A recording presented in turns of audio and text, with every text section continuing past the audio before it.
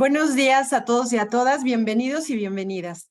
La Secretaría de Cultura y el Instituto Nacional de Antropología e Historia, a través de la Coordinación Nacional de Arqueología y del Museo del Templo Mayor, se complacen en presentar a ustedes el cuarto ciclo del Seminario Permanente Diálogos y Casos de Estudio en Museos y Arqueología. Agradecemos la presencia de todas y de todos. En esta sesión inaugural nos acompaña la maestra Patricia Ledesma Bouchan, directora del Museo del Templo Mayor. El doctor Diego Jiménez Vadillo, investigador de nuestro museo. La doctora María de Lourdes Gallardo Parrodi, restauradora perito de nuestro museo. La arqueóloga Judith Alba Sánchez, curadora de nuestro museo.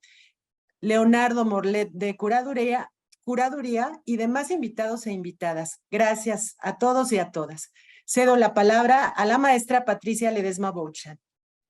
¿Qué tal? Buenos días. Pues es un placer que estén hoy con nosotros en la primera sesión de nuestro cuarto ciclo del seminario Diálogos y Casos de Estudio en Museos y Arqueología.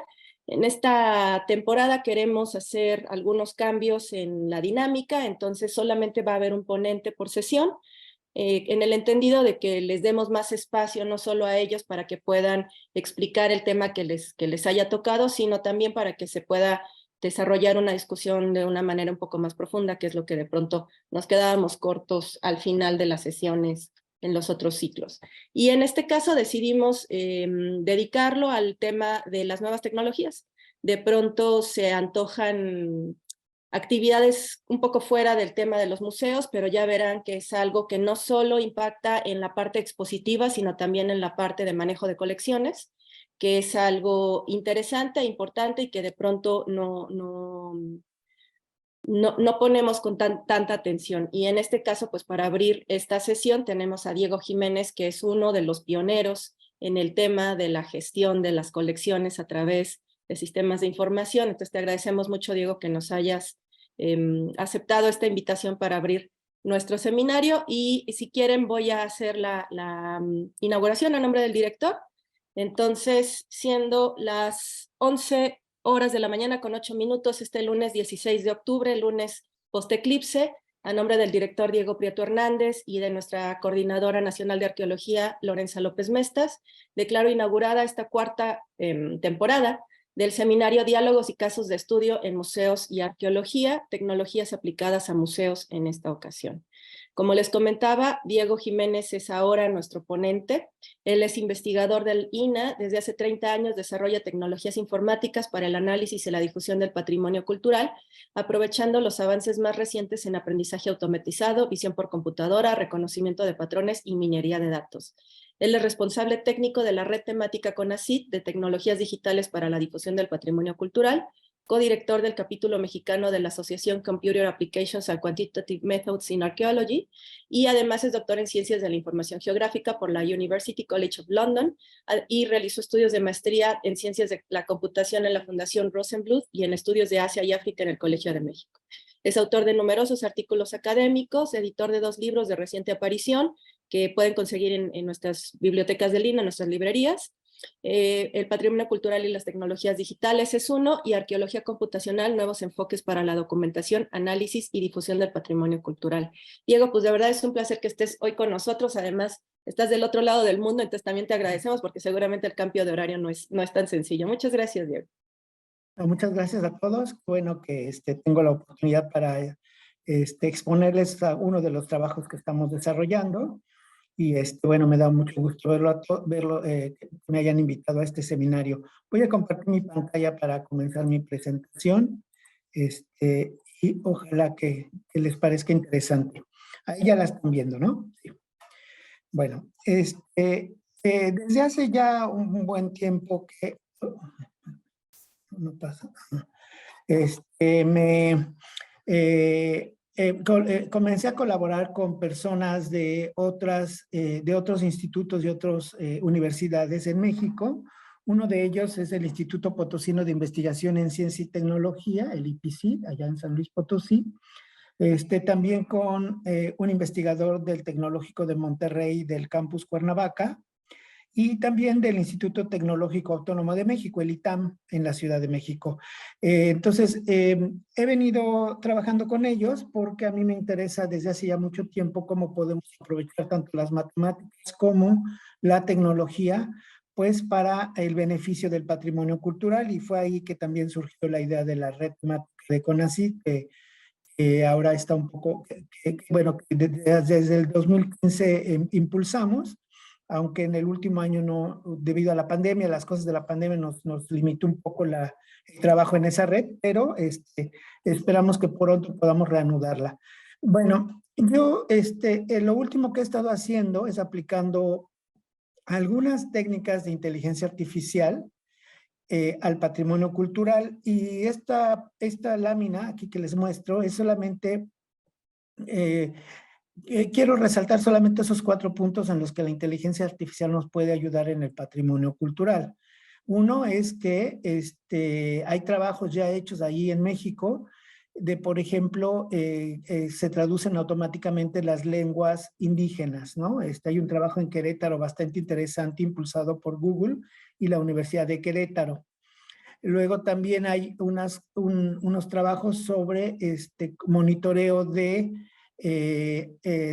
interés que las personas tienen sobre el patrimonio cultural, y así muchas instituciones están tratando de analizar por dónde dirigir sus esfuerzos según los intereses de distintos segmentos demográficos de la población. Y todo eso también pues es con análisis de datos impulsados con inteligencia artificial.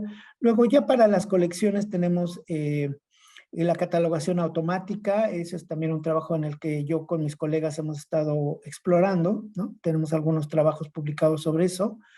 Y también una cosa también muy importante, que en México no se está haciendo mucho, pero que ya empieza a haber mucho interés, sobre todo en la Escuela de Restauración y Museografía de Lina, es la conservación de objetos, aplicando técnicas de inteligencia artificial para monitorear, por ejemplo, las deformaciones, cambios en la estructura de las obras de arte, para tratar de hacer reconstrucciones virtuales y también para el reensamblado de piezas.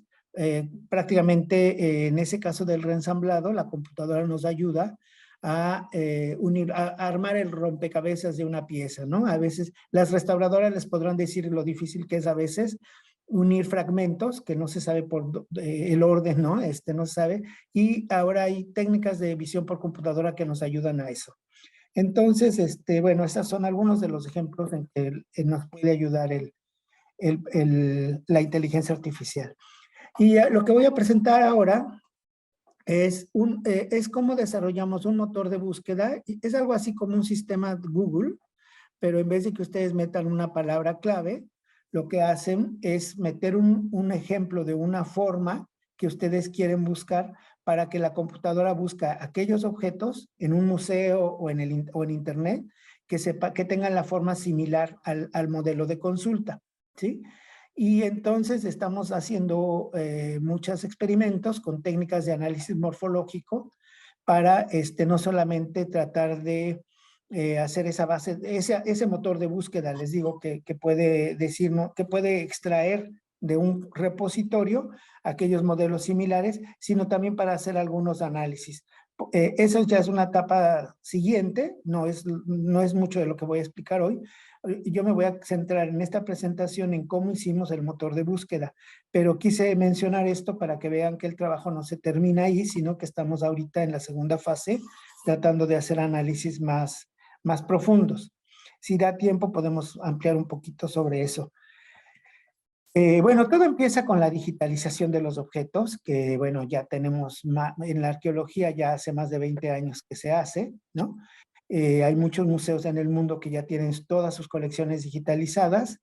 En México todavía estamos en el trabajo de hacerlo, todavía hay museos, ya muchos museos lo empezaron, aunque no están completas las colecciones, pero para allá va todo el desarrollo en la curaduría y manejo de muchas colecciones. Aquí lo que ven en esta lámina, pues es una nube de puntos, así se empieza cuando se empieza a construir el modelo. Luego se hace un modelo que llamamos modelo de plastilina, que simplemente ver la nube de puntos en una forma sólida, y luego se le asocia la textura, es decir, el color y la apariencia del material del que está hecho el modelo. Entonces son como las tres fases fundamentales a la hora de desarrollar un modelo de una pieza arqueológica. Aquí les voy a mostrar algunas técnicas, ¿no? Algunas formas en que se extrae esa nube de puntos.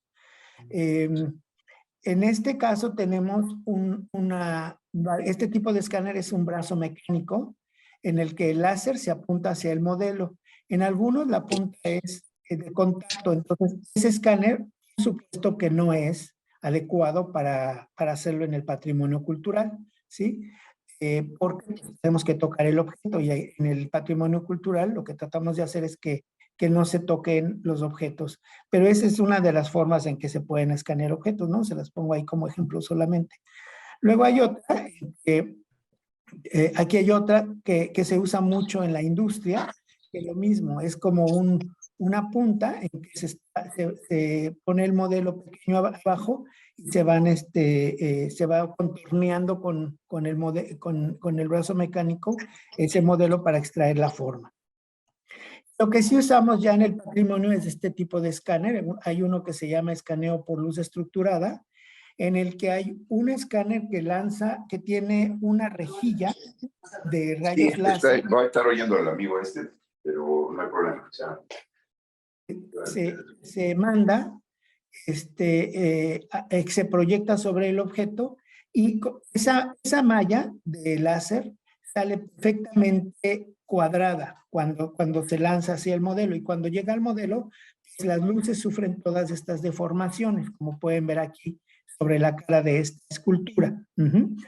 Y justamente la escáner tiene una cámara que mide qué tanto se deforman los láser para calcular las coordenadas de los puntos, no solamente de estos puntos de intersección de la malla de láser, sino muchos más puntos en la superficie del modelo. Digamos, ese es el principio por el cual se pueden extraer coordenadas tridimensionales de esta superficie que no es plana, sino que tiene un volumen.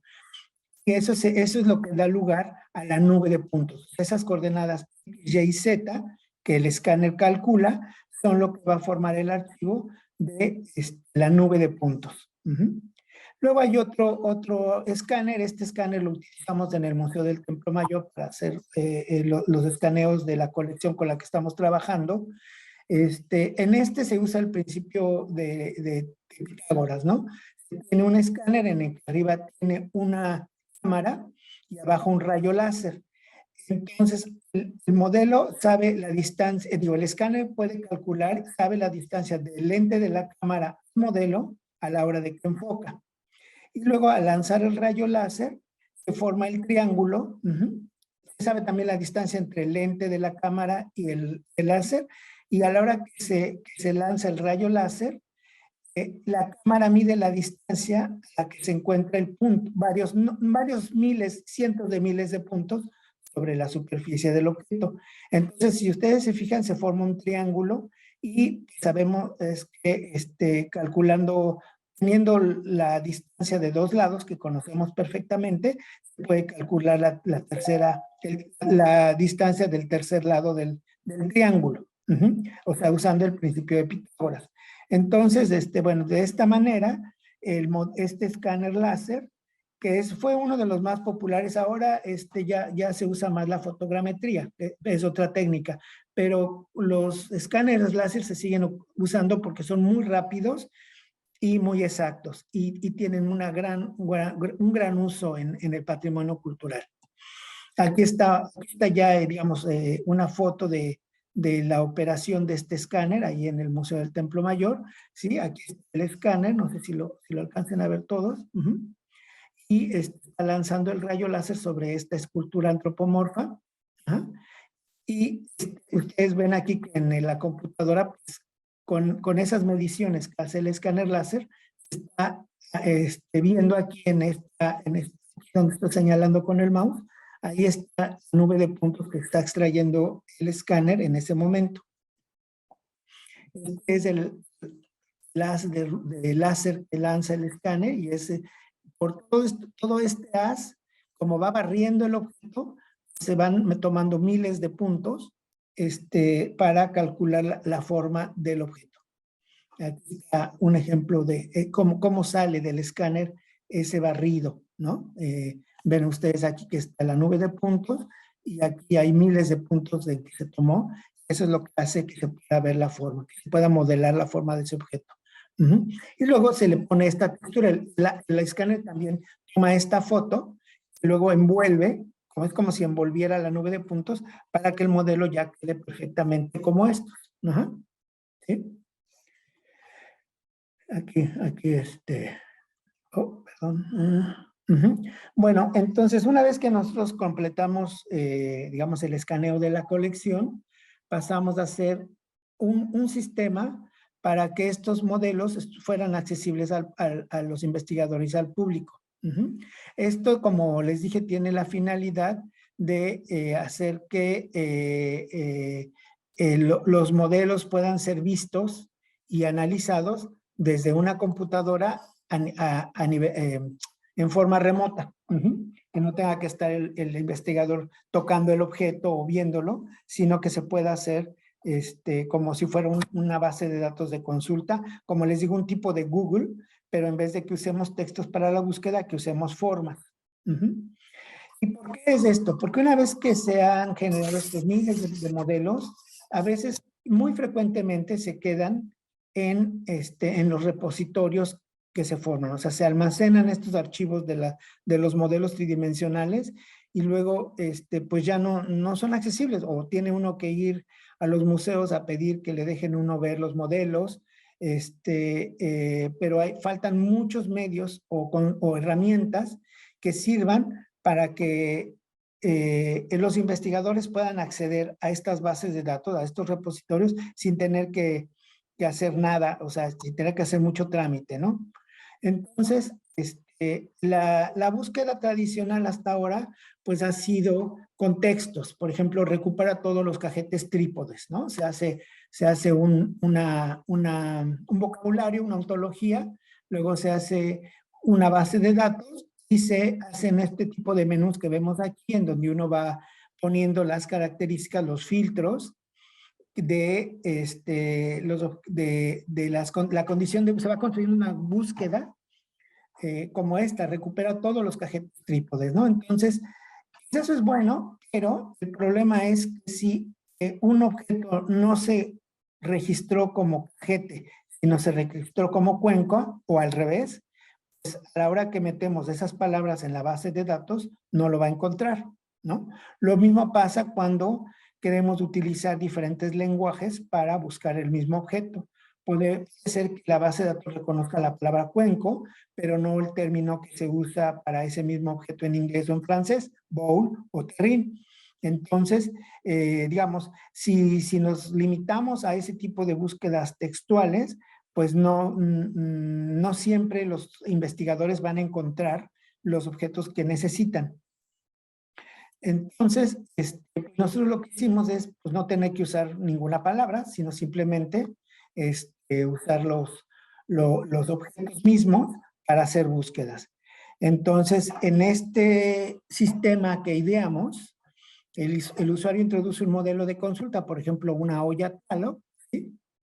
Y simplemente la computadora busca en el sistema que la geometría, o sea, la forma de esta olla, se parezca a los objetos que están en la base. A ver, busca cuáles objetos sí se parecen y elimina los que no se parecen. Ahorita les voy a explicar cómo lo hace a nivel matemático, pero esa es, digamos, la idea, ¿sí? La manera en que esto se resuelve, porque la computadora no es capaz de ver como nosotros, o sea, nosotros tenemos una capacidad, el cerebro tiene una manera de trabajar en que reconoce instantáneamente y puede decir qué formas se parecen y no, sin mucho esfuerzo, ¿no? En cambio, en la computadora todo tiene que ser filtrado a través de algoritmos y técnicas matemáticas. Y esto es lo que hace precisamente la visión por computadora.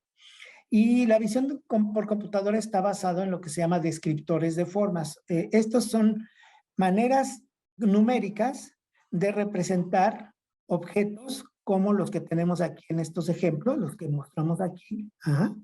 por ejemplo, aquí tenemos, son histogramas, la computadora extrae, ahorita les voy a explicar cómo, ¿sí?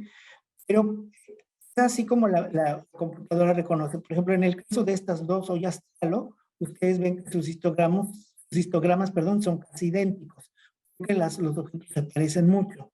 En cambio, esta pieza que es plana, ustedes vean cómo el histograma como que se prolonga, se desvía hacia la izquierda, ¿no? Y en el caso de esta forma serpentiforme, pues vean esta extraña forma de la curva. Entonces, una manera en que la computadora extrae estos descriptores de forma, en este caso histogramas, ahorita vamos a ver otros descriptores, y de esa manera la computadora es capaz de decidir si los objetos se parecen o no.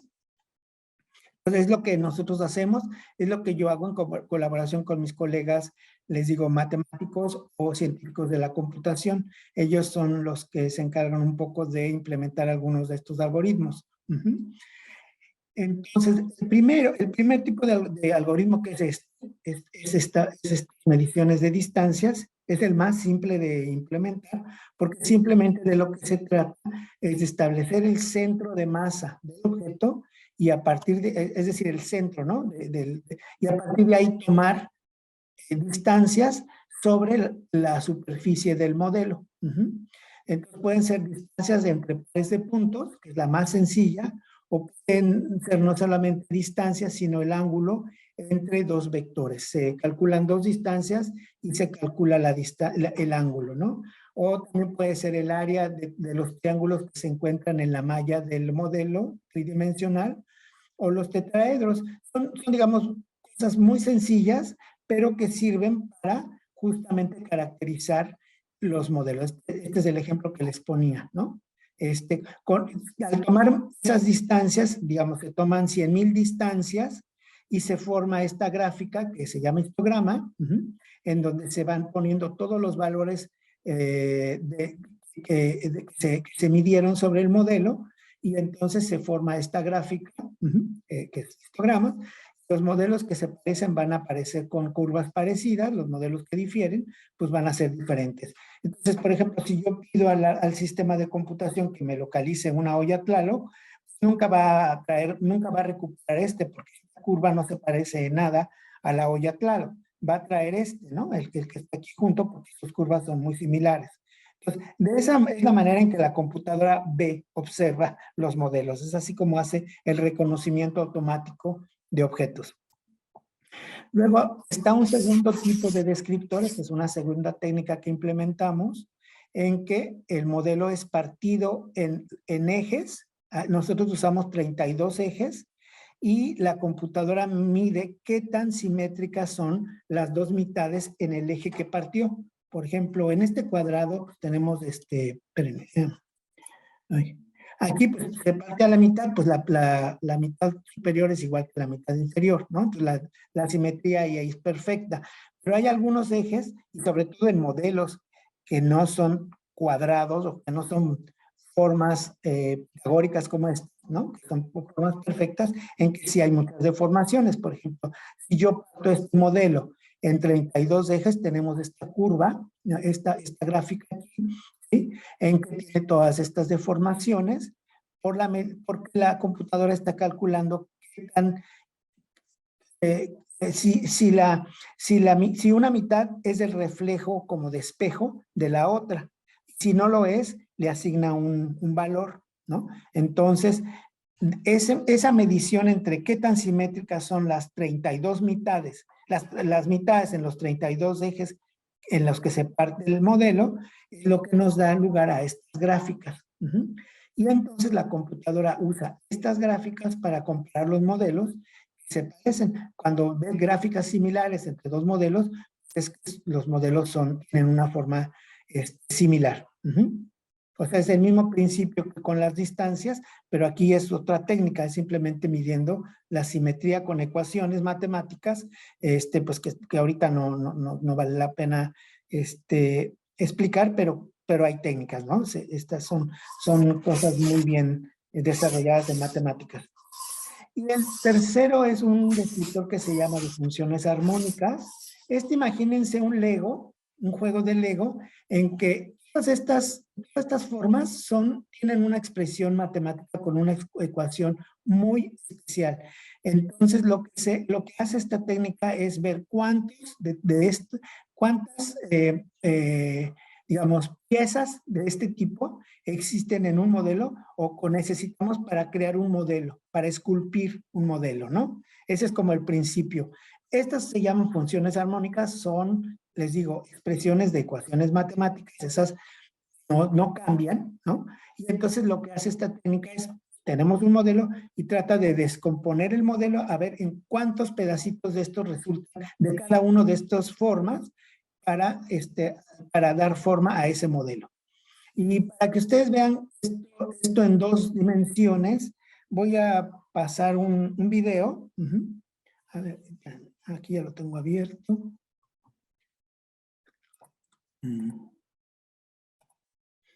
Para que vean el principio. Voy a dejar, está en inglés, pero es para que ustedes vean la relación entre,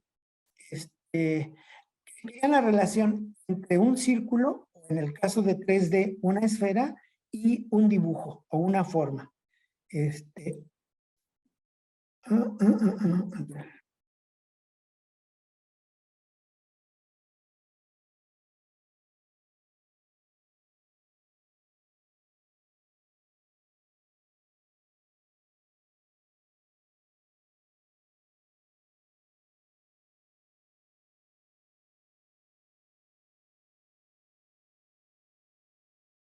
Voy a adelantar un poquito porque esto no tiene mucha relevancia, pero acá...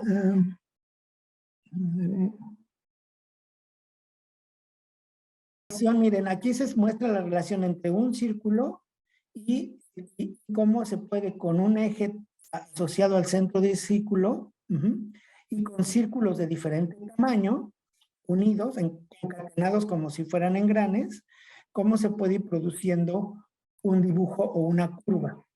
Ahí va.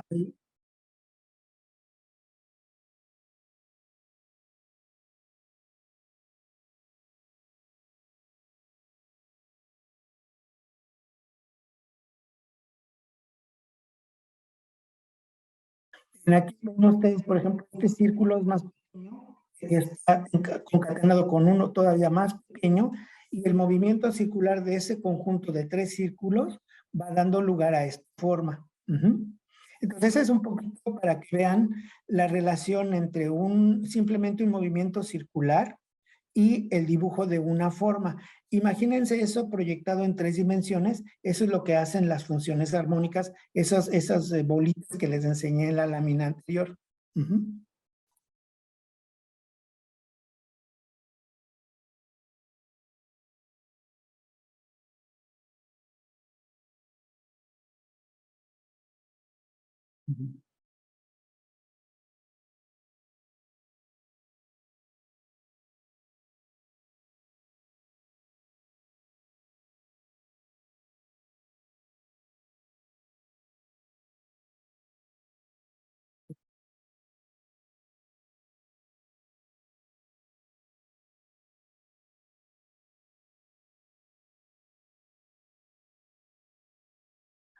Y lo que está aclarando es que uniendo muchos círculos, uno puede dibujar cualquier forma, puede hacer cualquier dibujo posible. Y lo voy a adelantar un poquito para que vean aquí lo que hacen, que es eso, precisamente, entre más formas y círculos se concatenan, van ahorita, por ejemplo, a ver cómo se con esta técnica va a trazar, le está poniendo el reto de trazar esta forma, este perfil de un hombre, y luego van a ver que hacen incluso el retrato de Elon Musk.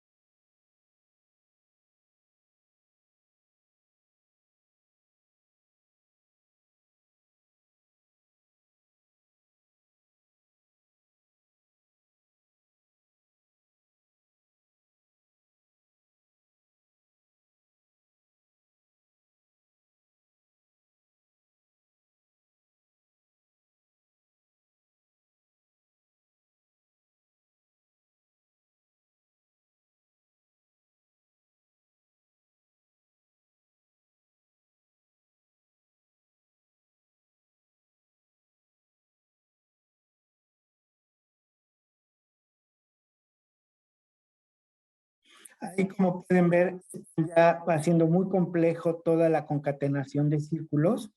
Al principio el programa realmente no captura la forma porque son poquitos círculos, pero conforme usando esta que dicen ellos, la serie de Fourier, que es una técnica matemática justamente para analizar forma, es que el algoritmo va descubriendo cuáles círculos y de qué tamaños, de qué diámetros deben concatenarse, en qué orden, para que resulte la forma que se desea, ¿no?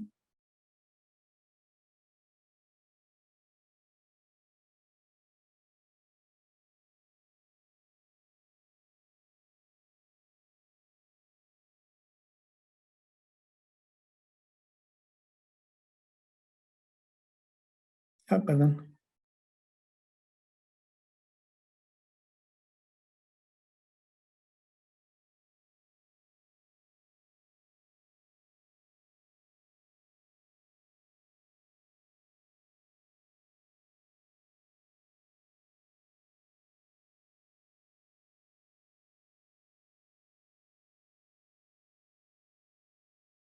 Bueno, digamos, así como se hizo esto, les voy a poner el otro video. Espérenme.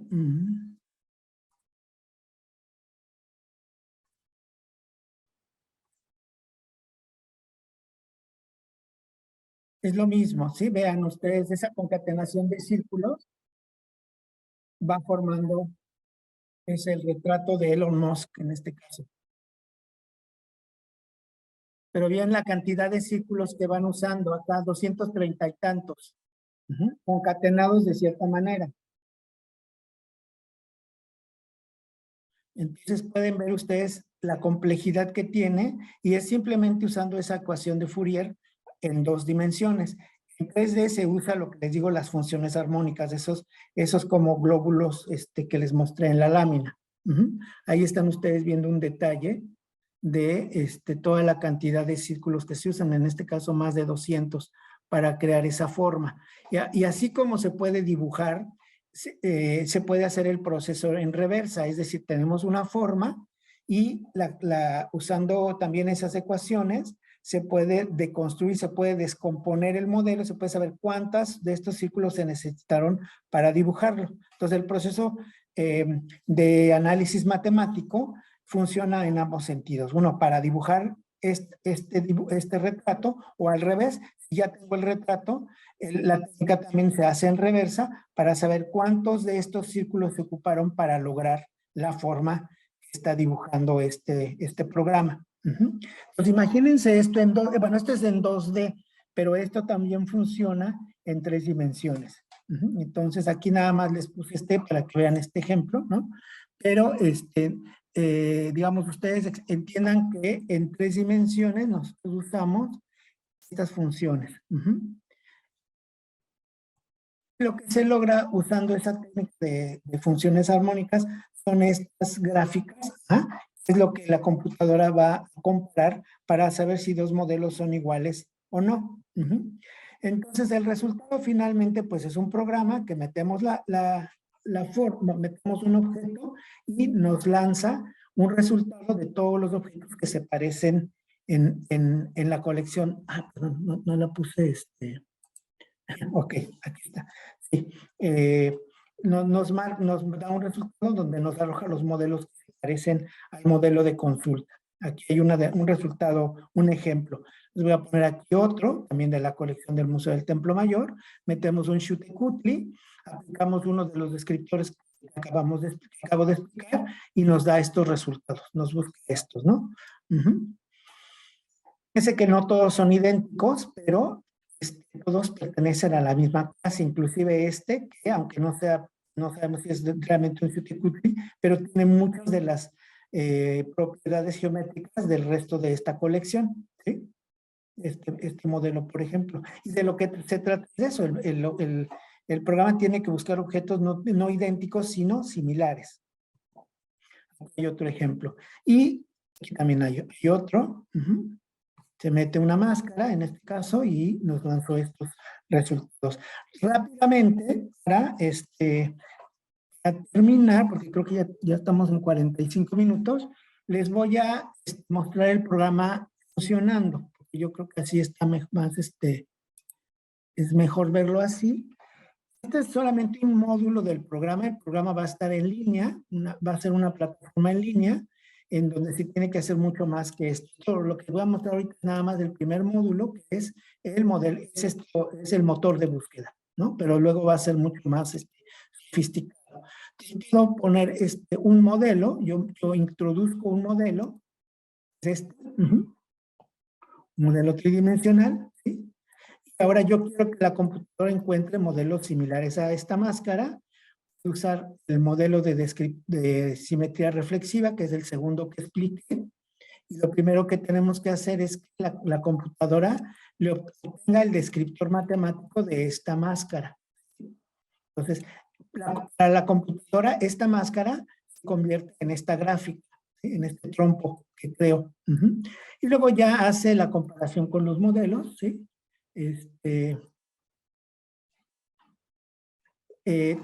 Todos los modelos están almacenados en la base de datos y ahí está analizando la colección para arrojar el resultado, ¿sí? Aquí lo pueden ustedes ver. Aquí están, ¿sí? Entonces, básicamente, nosotros no estamos poniéndole ninguna palabra, simplemente le estamos dando el ejemplo del modelo que queremos visualizar, que queremos recuperar, y nos lanza todos los ejemplos. Vamos a hacer otro ejemplo, un Cutli por aquí tengo, aquí. ¿Sí? Lo mismo, podemos usar este. Le calculamos su descriptor. Vean, el Cutli tiene un descriptor diferente. Y luego busca modelos similares en la colección. Ahora, esto también es como Google. Ya ven que en Google a veces uno mete algo y a veces no le da exactamente lo que busca, ¿no? Eso también hay errores en este caso, en esta búsqueda, siempre nos da esta máscara, porque su descriptor debe parecerse mucho a estos cutlis, ¿no? Entonces, en este caso, esto es un error del programa, pero el programa no es inteligente, o sea, el programa no discrimina por nombres, ¿no? Si tuviéramos nombres, pues sería fácil, pero no es, el programa simplemente ve formas y seguramente el descriptor de esta máscara se parece a los cutlis, pero podemos ver que el resto de objetos que lanzó son muy similares. Y luego, bueno, no sé, a ver.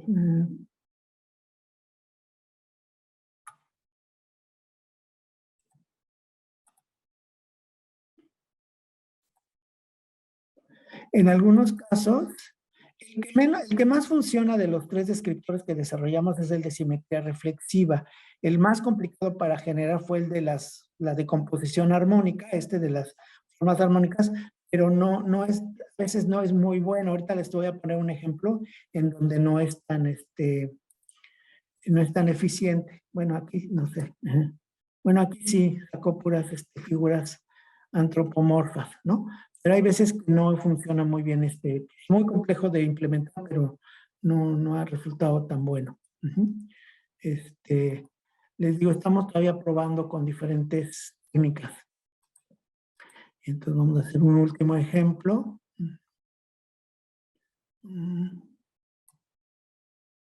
Tenía yo, el Chicago Astley, a ver. ¿Sí? Y con miren el Chicago Astley que diferente descriptor tiene.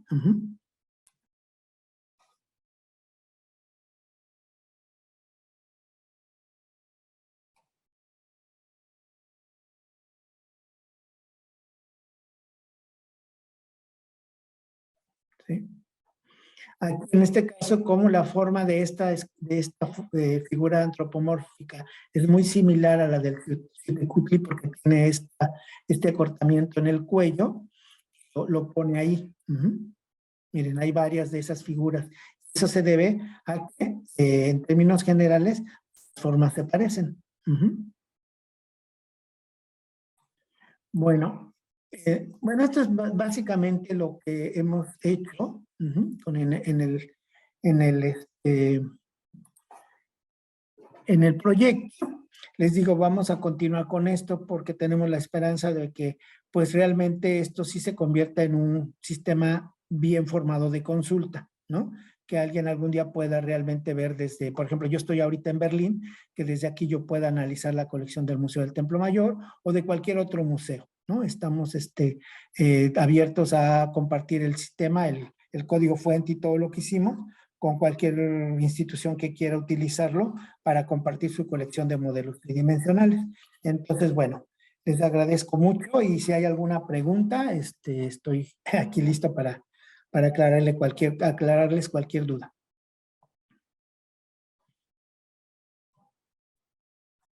Diego, pues muchísimas gracias. Yo, a nombre de Pati, continuaré en esta mañana la discusión. Y bueno, primero te quiero felicitar, es un trabajo impresionante que abre como muchas preguntas, ¿no? La primera es este miedo tan reciente de la inteligencia artificial, de apenas se está usando, y tú nos demuestras que se está usando hace mucho tiempo. Y en particular en el uso del patrimonio y esta digitalización que no es tan sofisticada, pero que hacemos todos con nuestros teléfonos digitales y antes con las cámaras digitales. No es tan ajena, no son temas tan ajenos a toda nuestra vida y por supuesto quienes trabajamos en los museos la estamos usando desde hace estos 20 años que tú dices justamente, ¿no? Entonces es un trabajo muy, muy interesante que a mí me deja esta como primera reflexión. Nos enseñas una manera como muy aséptica de estas preguntas o lecturas, formas de lectura que hace la computadora sin tener el nombre, con una aplicación de fórmulas matemáticas que leen, que no discriminan por nombre o por materia prima o por ofrenda. Entonces, que nos dan una respuesta realmente imparcial del banco de información que tenemos. Y quizás como la primera reflexión es que lo que se mantiene como humano es qué preguntas haces. Es lo que pasa en Google también, ¿no? Sí. Entonces, es un poco también una esperanza, no nos va a desplazar, y tú lo has demostrado, nos puede complementar una manera de leer, una manera de actuar muy, muy, muy interesante, ¿no? Entonces, bueno, primero, eso es lo que yo te quería decir, te agradecemos también que abras esta sesión en octubre, que acabamos de conmemorar el 36º aniversario del museo, entonces es una conmemoración, seguimos en un mes de celebraciones, no pierdan todo lo que está ocurriendo en el museo, consulten nuestras redes sociales y bueno, entonces les voy a leer algunas preguntas de amigos y colaboradores que siguen este seminario. La primera es de Juan Alberto Román, que te saluda, bueno, saluda a todos y nos manda una felicitación a Diego Jiménez por tu excelente trabajo, ¿no? Entonces, antes gracias, Juanelo. Así, esa sería una. Aquí tengo, levantar la mano en la sala de Zoom, el doctor Manuel Gándara, que también tenemos la fortuna de tenerlo aquí a los precursores máximos de estas tecnologías en el patrimonio. Manuel, te doy la palabra y la bienvenida.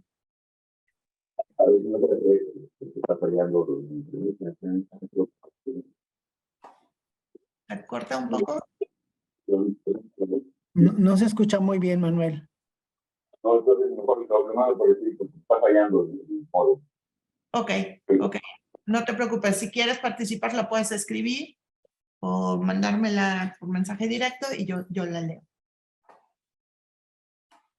Ok, entonces, bueno, pues son las lindas cosas que pasan también con la tecnología. Pero pues tenemos la fortuna de tenernos a todos aquí y tenemos una felicitación de Armando Becerril, que es un asiduo seguidor de todos los eventos académicos que tenemos en el museo. Saluda y se congratula de tener la participación en esta cuarta etapa del seminario permanente y te hace la primera pregunta. Específicamente para el caso del Museo del Templo Mayor, ¿cuántas colecciones se tienen en exposición permanente y las que se mantienen en resguardo por las colecciones específicas de conservación, de acuerdo al tema del día de hoy, cuántas están digitalizadas ya con esta tecnología. Bueno, nosotros como estamos nosotros desarrollando el sistema, nosotros digitalizamos una muestra de la colección. La colección de Templo Mayor es muy amplia. Comenzamos en 88, cuando se abrió el museo, en 1988, había cerca de 10,000 objetos, ¿no? Ahora con las nuevas excavaciones y todas las excavaciones que se han hecho a partir del 88 a la fecha, pues la colección ha crecido mucho. Entonces nosotros tenemos ahorita para este proyecto una muestra representativa de la colección, ¿no? Entonces tenemos algo así alrededor de 700 objetos digitalizados, porque es lo que necesitamos para probar los algoritmos, pero hay una intención de continuar con el proyecto de digitalización permanentemente, ¿no? Porque pues este es un trabajo que no se hace, no es muy fácil digitalizar un objeto, toma mucho tiempo, unas 2, 3 horas por cada objeto, ¿no? Entonces hagan la cuenta. Si tenemos 30, 40,000 objetos en el museo, o no sé ahorita cuántos sean, la verdad no estoy yo enterado del número exacto de objetos, pero pues lleva mucho tiempo. Entonces, si hacemos la digitalización, pues no hacemos este programa, ¿no? Porque nuestro tiempo estaría dedicado solo a digitalización. Entonces, estamos en eso, pero sí hay la intención de hacerlo. Muchas gracias, Diego. Pues aquí tenemos a Judith, que es nuestra curadora, que tiene pues las cifras oficiales de la colección que podría compartir para que ustedes se imaginen la magnitud que esta empresa implicaría, ¿no? Así está este trabajo de digitalización. Yo no sé si quieras. Sí, las colecciones son de diferentes materias primas, porque nos preguntaban de cuáles son las colecciones. En realidad tenemos una colección integrada por diferente tipo de materiales, que son de cerámica, de lítica, de hueso, mucho material orgánico. Y todos estos objetos están divididos por su categoría de acuerdo a su temporalidad. Tenemos 5,932 piezas arqueológicas en el ramo histórico, alrededor de 1,106, y contemporáneos 31, entre otros materiales etnográficos. De esos, pues el doctor Diego ahorita comentaba o nos mostró un poquito de lo que se ha hecho en la rama de la lapidaria.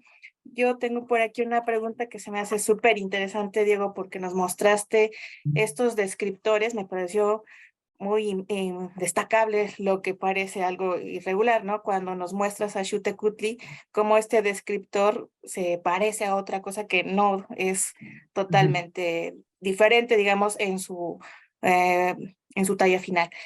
Estos descriptores nos podrían dar como el inicio de cuál es la forma inicial en la que se trabaja, por eso se parecen, aunque la talla final es totalmente diferente. Pues no realmente, porque lo que está comparando son formas ya completas, ¿no? O sea, formas terminadas, ¿no? Entonces, no como tú dices como para hacer una reconstrucción de técnicas de manufactura, ¿es a lo que te refieres? Como de proceso de trabajo. Pues no creo, o sea, bueno, puede darte, como en el caso de una de las esculturas que apareció ahí de Xiuhtecuhtli, que como que es una forma, ¿no? Como que, o es una forma a lo mejor deteriorada, erosionada, ¿no? Eso sí, porque pues sí se parece en términos estructurales, aunque una forma esté erosionada o otra apenas la vayan a empezar a esculpir, pues ya tiene las características generales de un Xiuhtecuhtli. Entonces eso sí lo reconoce el sistema, pero no como para que no da tanto como para que nosotros podamos reconstruir procesos de trabajo, ¿no? Esa no es la intención del sistema, simplemente es muy simple, o sea, la idea es simple, aunque es muy complejo desarrollarlo, pero es simplemente buscar objetos que sean similares, ¿no? Superficies, objetos, volúmenes que se parezcan, ¿no? Ese es el reto y eso es lo que hace este motor de búsqueda. Muchas gracias, Diego. Y pues creo que al público le interesa porque, como hace un rato mencionabas, ¿no?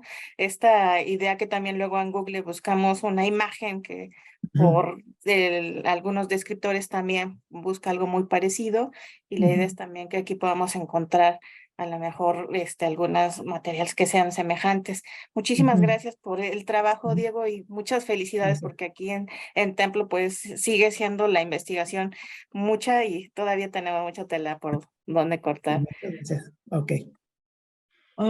Bueno, ya solucionando algunos problemas técnicos, ya tenemos la pregunta del doctor Gándara, que primero te agradece y te felicita. Y dice, la inteligencia artificial ayudaría incluso con los casos erróneos, si se señalan las áreas de error, de manera similar a cómo los modelos lingüísticos se van corrigiendo con el paso de tiempo, reduciendo el porcentaje de errores. O sea, te preguntas si eso se puede hacer.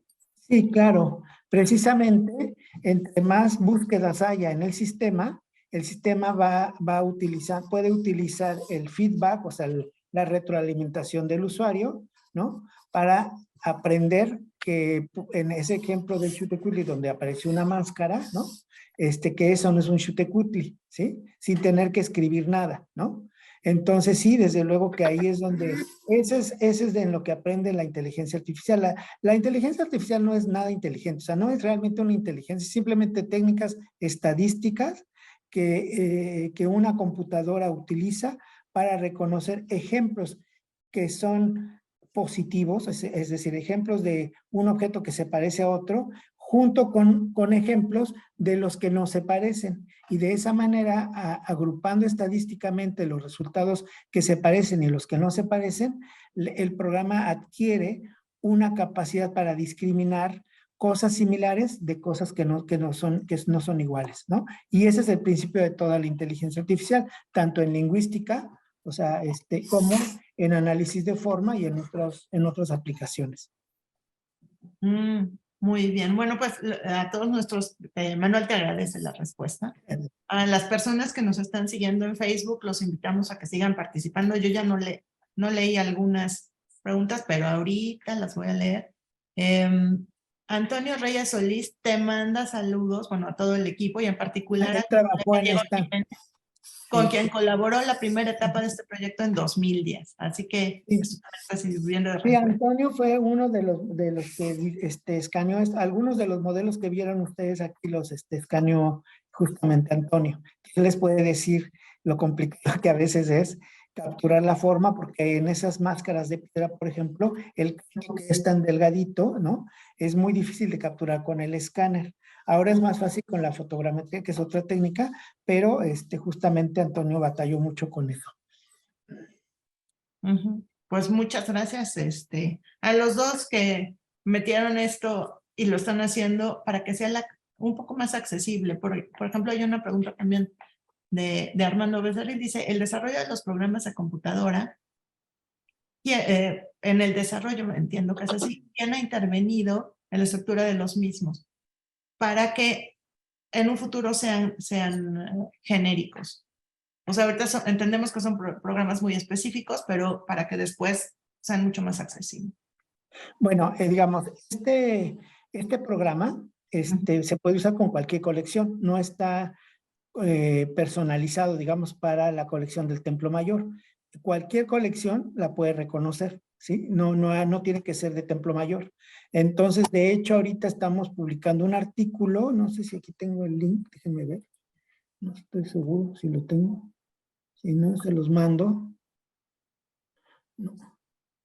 En donde nosotros ponemos a disposición del público el programa. O sea, ustedes pueden bajar este programa que se llama Arqueonet, lo bajan y lo usan en cualquier colección. Entonces, eso es lo que pueden hacer. No es solo para Templo Mayor, sino estamos haciendo una cosa genérica para cualquier colección. Eso. Y si les interesa, más bien contáctenme y ya les mando todas las instrucciones de cómo bajarlo y todo.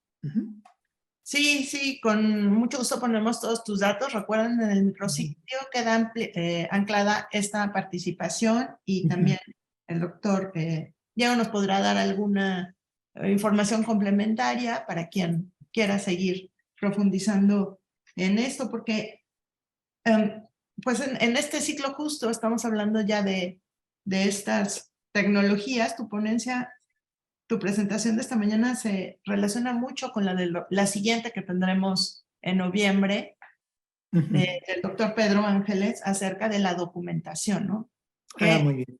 Obviamente esto está muy interesante porque te permite hacer relaciones. Yo tengo Ujú, alguna pregunta pensando en la enorme cantidad de objetos arqueológicos que hay en México, ujú. que ya están excavados, más o menos, bueno, registrados, más o menos almacenados, algunos están en estudio. ¿Tú en cuánto tiempo crees que esto pueda ser operativo ya como algo normal o habitual en los museos? O sea, esta apuesta que ustedes están haciendo para el estudio de las colecciones, que está en este modelo, haciendo una pequeña proyección, ¿cuándo crees que ya pueda ser normalizado? Por lo menos en algún proyecto arqueológico. Mira, yo sí creo que desafortunadamente va a tardar varios años. Somos muy lentos en México para adoptar las nuevas tecnologías. Yo recuerdo cuando entré a Templo Mayor, yo fui uno de los primeros, junto con el doctor Manuel Gándara, que está por aquí, él no me dejará mentir, fuimos como de los pioneros de crear bases de datos, ¿no? En ese entonces eran simplemente bases de datos textuales, ¿no? Y en México se vinieron ya adoptando como algo genérico, como 20 años después, a pesar de que en Europa y en otras partes del mundo se usaban desde los años 70, ¿no? Entonces, creo que ahorita está habiendo una explosión de interés en México por las nuevas tecnologías, entonces queremos aprovechar ese interés con este tipo de proyectos para que a ver si las instituciones culturales se animan a hacerlo, a impulsar estos proyectos, pero de manera institucional. O sea, estas cosas no se logran con el esfuerzo de un individuo, ¿no?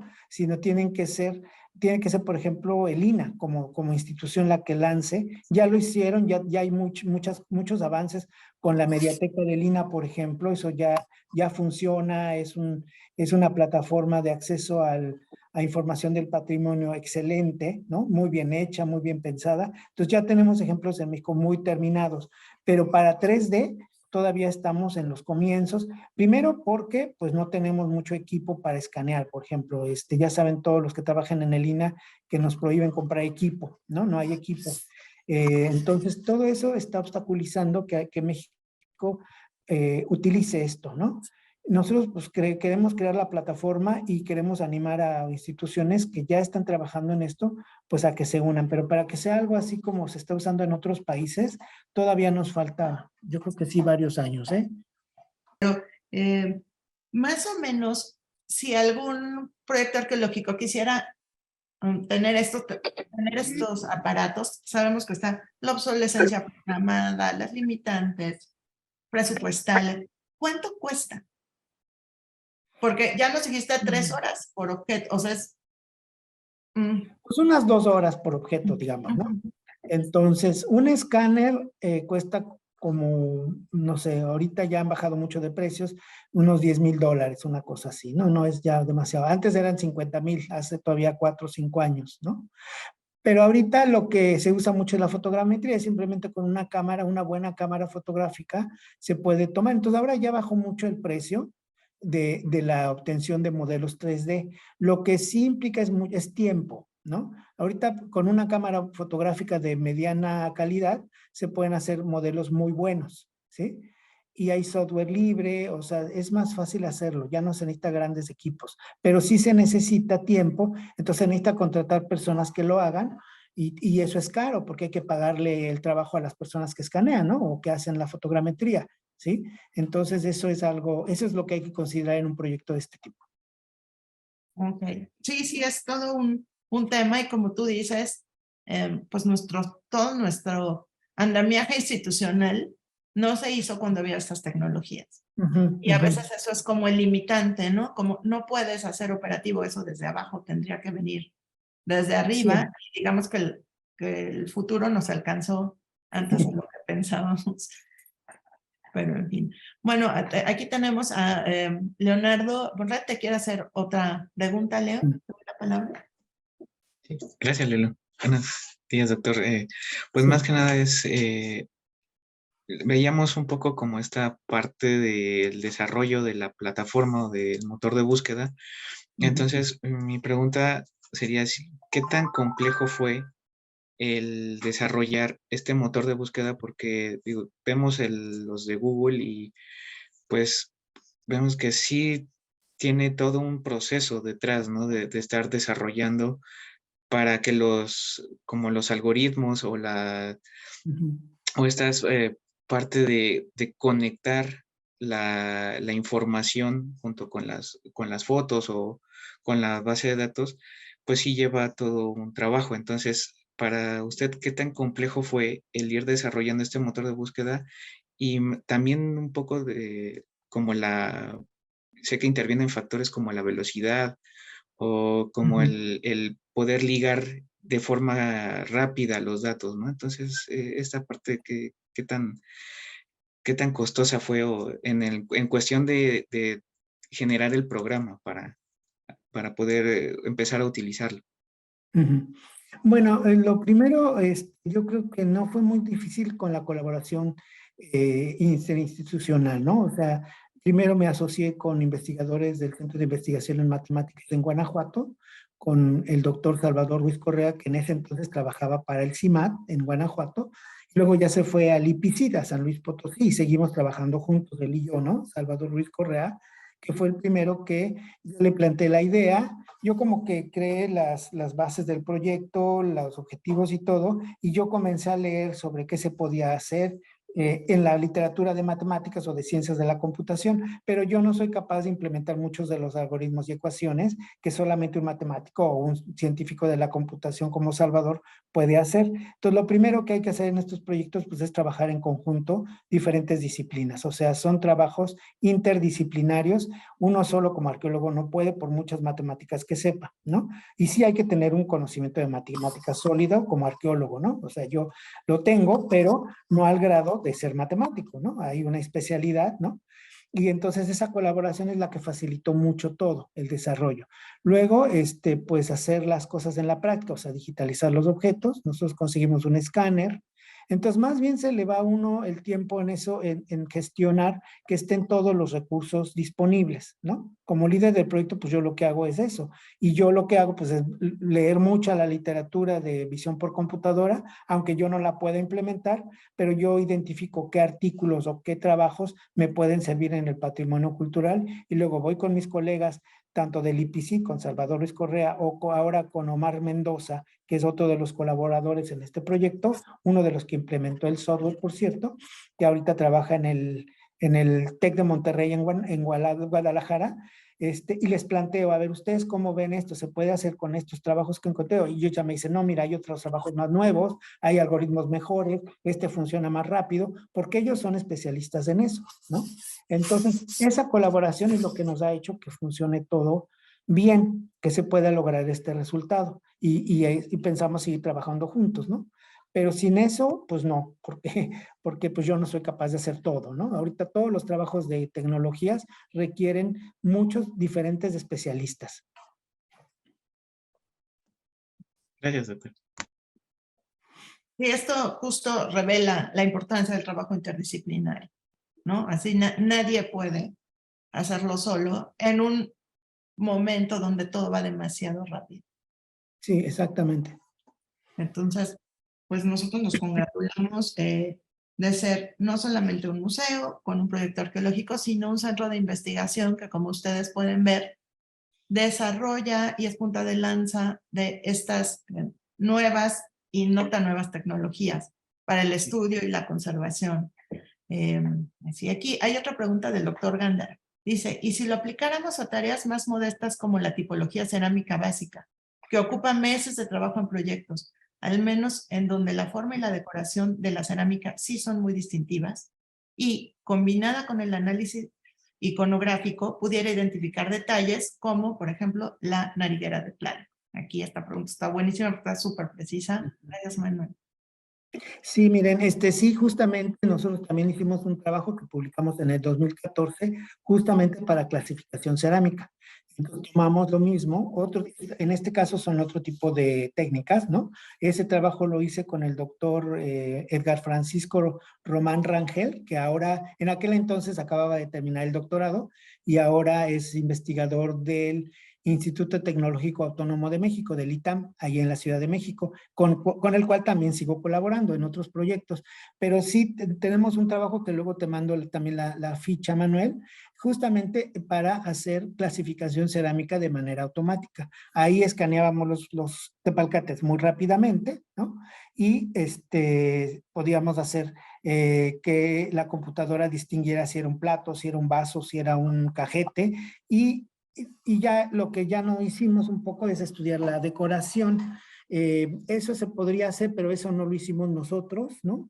Son de esas cosas que luego uno deja y ya no termina haciendo, ya no continúa con otras cosas, pero sí es posible. Hay técnicas justo para analizar la decoración de cerámicas, y también hay trabajo no nada más de nosotros, sino de otros colegas extranjeros que han publicado mucho sobre, ¿cómo se llama? Sobre clasificación de tepalcates.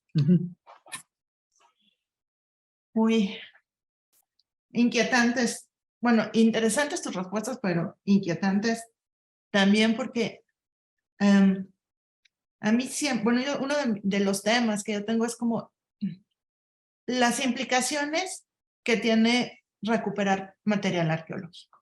De hecho, en alguna de las sesiones ya discutimos ese tema. No es solo encontrarlo, estudiarlo, aplicar tratamientos, darle seguimiento, y es una carrera interminable en la que nosotros participamos en un momento nada más, pero que está tendida a un futuro, ¿no? Lo que dice la ley para generaciones presentes, futuras, y sabemos que futuras, pues, nos hace participar solo en una pequeña parte. Pero mira, yo tengo una pregunta que tiene que ver con dos niveles.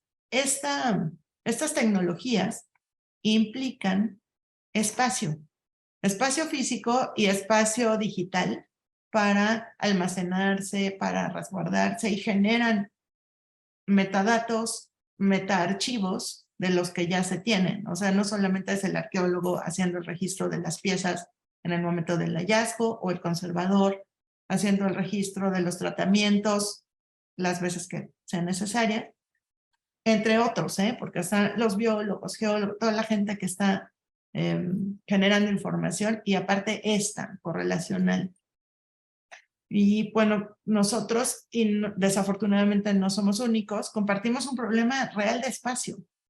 Espacio físico para mantener estos nuevos datos y estos nuevos sistemas y equipos, pero también de espacio digital para no solamente generar y mantener esa información, sino escalarla, porque los discos duros no son para siempre.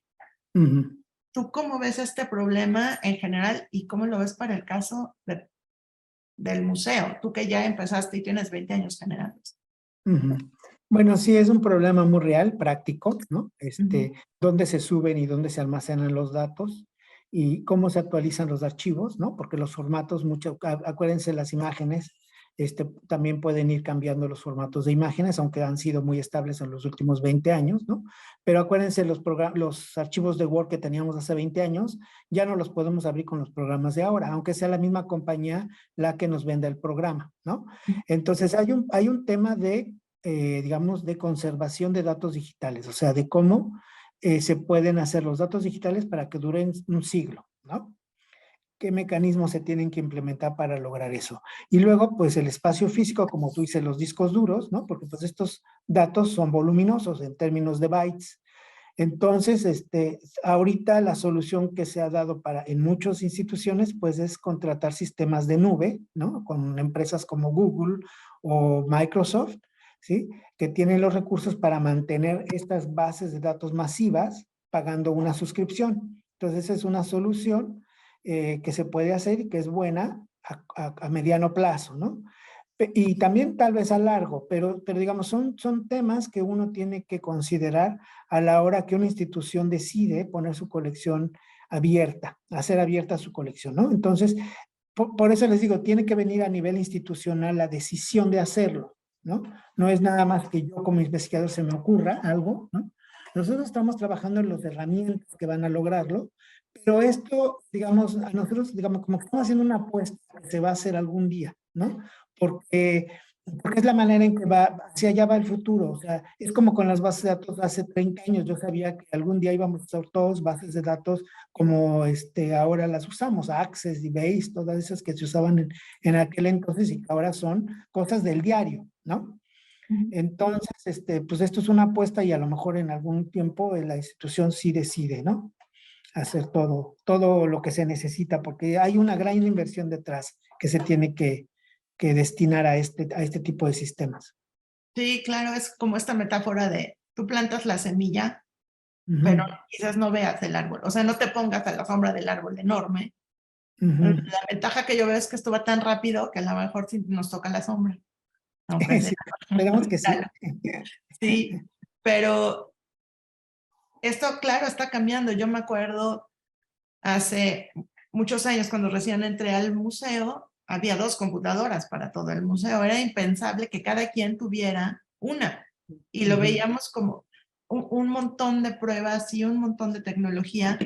Decíamos, no va a haber dinero que nos lo pueda comprar. Y ahora están realmente al alcance de nuestra mano, ¿no?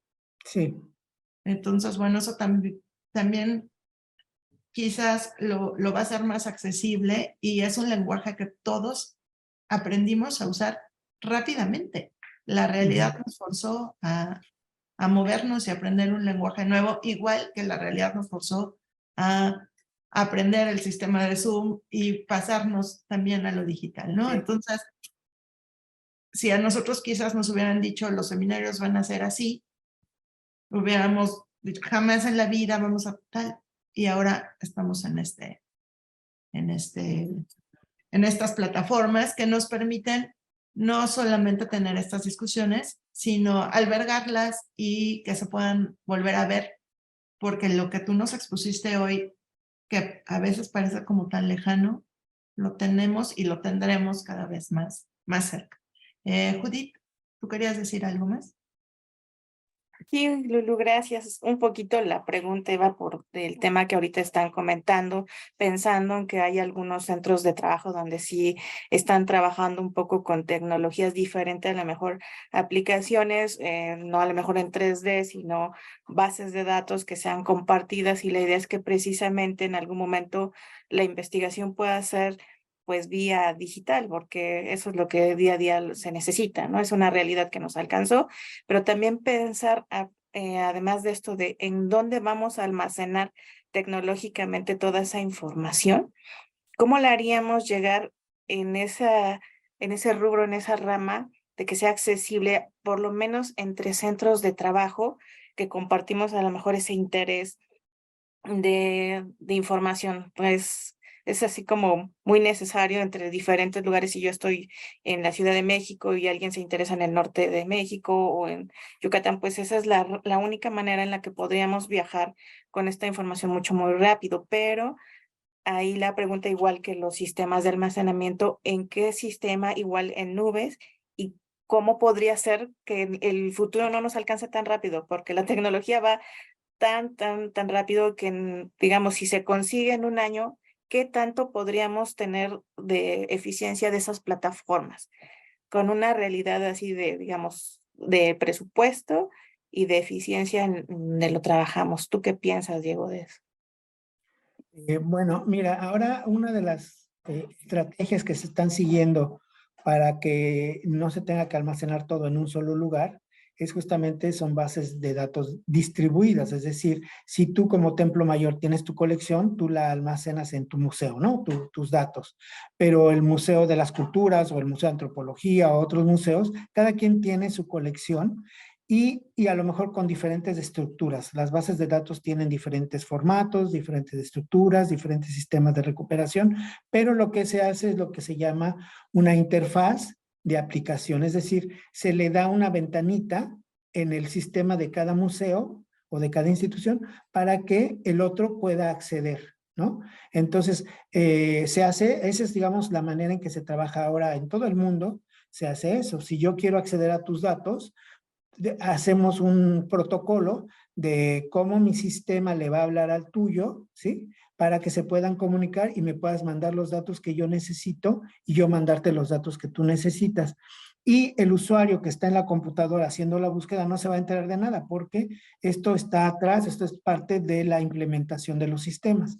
Entonces, ya no tengo que almacenar yo toda la base de datos del Patrimonio Cultural de México, ¿no? Sino cada quien tiene, es así como lo hicieron en la base de datos que se llama Mexicana, ¿no? Es esta plataforma que hizo la Secretaría de Cultura, ¿no? Es un poco lo que está haciendo también la Mediateca, ¿no? Todos tienen los diferentes museos tienen sus bases de datos, pero comparten los datos a través de protocolos bien establecidos y así es como se resuelve el problema mucho del almacenamiento masivo de datos.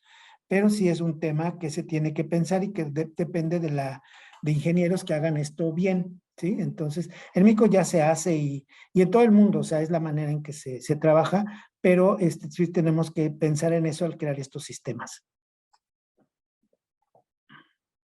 Gracias, Diego. No, y sí, este tema de los agregadores tiene. Y sobre todo es como muy inquietante con el INAH, fundado en 1939, que tiene una manera, cuando yo entré al museo, les comparto a todos nuestros amigos, había unos pliegos donde se describían con columnas y eran así como lo máximo para la documentación de cada uno de los artefactos, se marcaba X, Y, Z, y les estoy hablando de los arqueólogos. Y justo pasó a este sistema de DBase, y ahora estamos en estos agregadores, que se supone que hay una norma internacional, ¿no? Esto de CIDOC. A ver qué más pasa. Manuel, ¿tú quieres participar? A ver si ya me deja, porque, híjole, ha sido una mañana complicada. Te oyes y te ves perfecto. Bueno, es que no es tanto que se va la luz, sino que cuando regresa ya con un voltaje de espanto y el módem se vuelve loco, hay que reconfigurarlo. Pero ya estoy acá. Bueno, primero felicitar a Diego, al que extrañamos mucho en México. Y comentar algo sobre lo que estaba diciendo presidente Judy, porque presente la idea de confederar, que es el término técnico. Yo tengo mis datos en mi computadora y comparto los metadatos, ¿no? O sea, ni siquiera pongo en peligro digamos, el patrimonio digital del INAH. Lo que comparto información, ya si lo que quieren es la imagen precisa, etcétera, o alguna cosa mucho más detallada, ahí hay una serie de protecciones.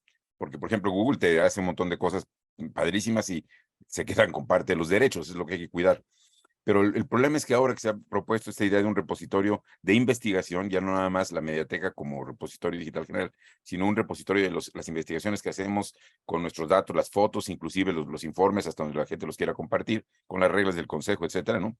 Pues nos estamos encontrando con que no nos dejan comprar la tecnología, o con que lo que era la Mediateca, que ahora se llama Dirección de Innovación, ¿no? Pues no tiene los recursos. Y entonces el problema es que tenemos ya un montón de cosas, como las que el doctor Punzo tiene para Tsinsunza y otros sitios, ¿no? Y que están ahorita colgadas con alfileres, porque si la computadora de Punzo se truena, pues ya valió, ¿no? Claro, Punzo tiene una serie de acuerdos con Australia, con Nueva Zelanda, en donde este tipo de trabajo se hace. Pero yo creo que aquí tenemos un ejemplo en donde la política institucional, si no es clara, pues no va a suceder, porque si ya tenemos la solución, tenemos una idea de cómo puede hacerse, con sus asegúnes, por cierto, ya seguramente los vamos a molestar. Yo asesoro a lo que es la dirección de mi biblioteca para hacer esta base de datos de investigación sobre cómo describimos lo que hacemos, ¿no? Si lo tuviéramos ya hecho, sería mucho más fácil y se distribuye. Es un proceso, inclusive el proceso mismo se puede distribuir. No es necesario que tenga la supercomputadora, sino que podemos hacer esto en red. Pero eso requiere una decisión institucional. Y aquí tenemos encima pues, al gobierno digital, en donde para que a mí me dieran una vez un chance de comprar un disquito USB de estos, ¿no? Creo que tenía que llegar al presidente de la República. Ahí fue donde yo le cambié el nombre a mi proyecto, que se llamaba Nuevas Tecnologías y Nuevas Estrategias de Comunicación. Pero ¿cuáles nuevas tecnologías? Si un disco USB tengo que pedir prácticamente en aquella época, ¿no? Que ahora creo que tienes que, si fuera de 30,000 pesos tendría yo que pedirlo. Pero ahora ya que es chiquito ya lo puedo comprar yo. Pero así, ¿cuándo vamos a avanzar? O cuando usaba yo Mac, me decía, no, el oficial es el PC.